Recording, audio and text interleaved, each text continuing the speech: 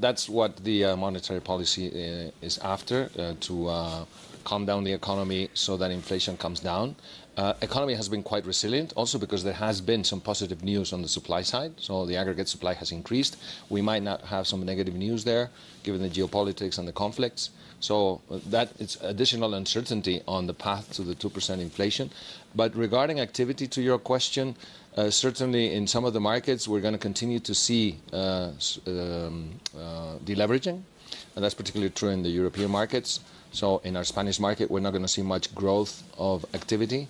But as you know, BBVA, we are an emerging market bank, not only a Spanish bank. And what we're seeing is strong growth in many of our emerging markets. I would highlight Mexico. Mexico has really had an amazing year. It has grown at 3.4% GDP with increasing activity across all segments. We're seeing in Mexico a big growth of investments because of the nearshoring trend. Mexico has become the #1 trading partner to the United States, overtaking China.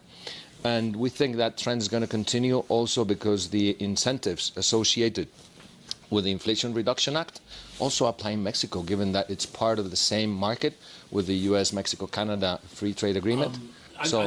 Very positive on activity for our footprint. I'll follow you on this one because I knew you were going to say Mexico because, I mean, we've talked previously about what an amazing opportunity is and IRA has been such a great catalyst as well.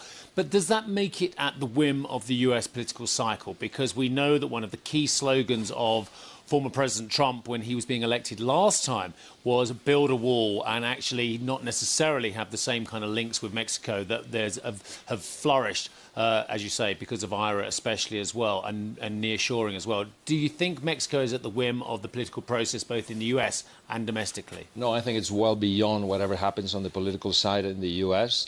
And yes, Trump had that rhetoric during the campaign in 2016.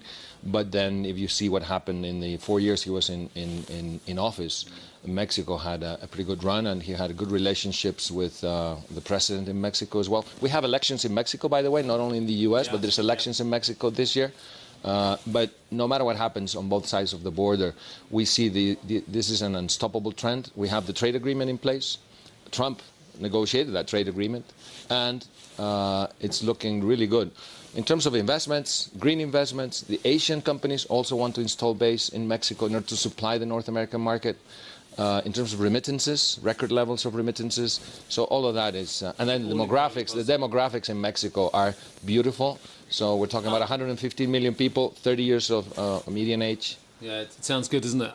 In terms of bringing it back to this side of Atlantic, if I can as well, what are the catalysts? So let me ask another question. Where are you going to use your capital most effectively in Europe this year? So in Europe, our presence is mostly in Spain. In what particular area of growing the business? We spoke to Venkat earlier about whether it's wealth management, whether it's cards, whether it's investment banking. Well, where do you think the best allocation of capital will be? Clearly, around the sustainability opportunity, which has surprised us to become much larger than what we had even anticipated. So we have, you might remember that I shared this with you in the past, we have twice raised our target of mobilizing sustainable finance from 2018 to 2025. Our target now is 300 billion. And we are well above the path to beat that target. We're going to be closing. So the September number was 185 billion in the path from 18 to 25, and we're going to surpass that. So clearly, that's the area where we are deploying capital, and we will continue to do so. Carlos, we don't have much time left, but I want to ask you about AI. What are you doing with AI this year?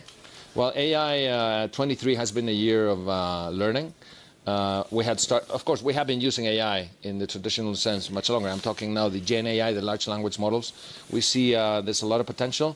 Maybe in the short term there is too much focus and maybe a bit of hype in the short run because of the transformative potential the technology has. But certainly what we see is in the long term, it will come, and it's underrated. And what we're doing in 24 is scaling what we have been doing. So there's many use cases that are associated with some internal processes. Coding, we already have that with document reading and so on for the contracts and things like that. And the most exciting one is, and we're going to put this in the hands of our customers already in the first quarter, it's in the banking app. So it's embedding AI, generative AI in the banking app for a much better service. So virtual assistant. type of approach? Well, it's beyond. Yeah, virtual assistant might be an underwhelming word. It's really helping our clients interact with the bank a much easier way, so that they can get things done without needing to, for example, navigate through the banking app menus or answering any question they might have in a very precise way, very human way, with the tone that they want, etc.